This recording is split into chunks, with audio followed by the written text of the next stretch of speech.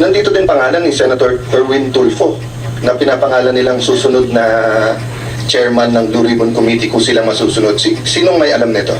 Dito po si... So, babalikan kita, sir, ha, dun sa details kay Senator Soto. Kay Senator Tulfo. Ako po, magandang umaga po yun. Yes. Ako po yung involved dun kay Senator Erwin Tulfo.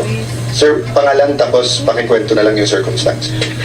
Ako po, sir, si Bernard Gumban.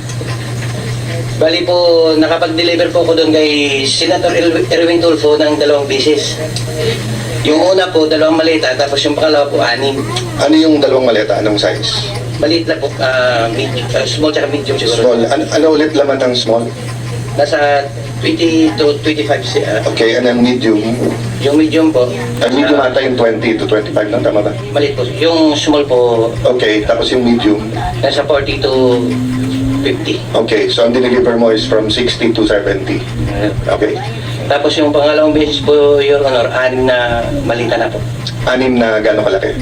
Halo-halo po. Halo-halo na. Opo, So, Your Honor. even assuming small lahat, kung 6 sa 25, at least 150.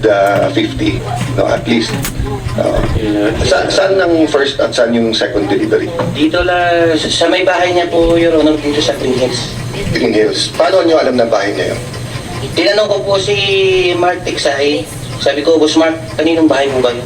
Sabi niya kay Senator Erwin. So pagdating nyo doon, katulad ng kwento doon sa Ilocos, so may sumalubong, kinuha lang, pinapasok kayo, paano? Bali po, Your Honor, si Mark po, tsaka si Boss Mark, si Mark Tiksay, tsaka yung contact doon sa bahay ni Senator Erwin, sila po yung nag-uusap niyan. Tapos pagdating po doon sa bahay, ibababa po namin yung mga maleta, tapos ihatid doon sa loob. Yung nagre-receive na po yung si Boss Mark na po, tsaka yung nagre-receive yung bala. So hanggang saan ka nakapasok? Nakapasok po ko doon, yung bahay po may basement eh. Hindi ko na hanggang sa ano lang. Yung basement, bababa.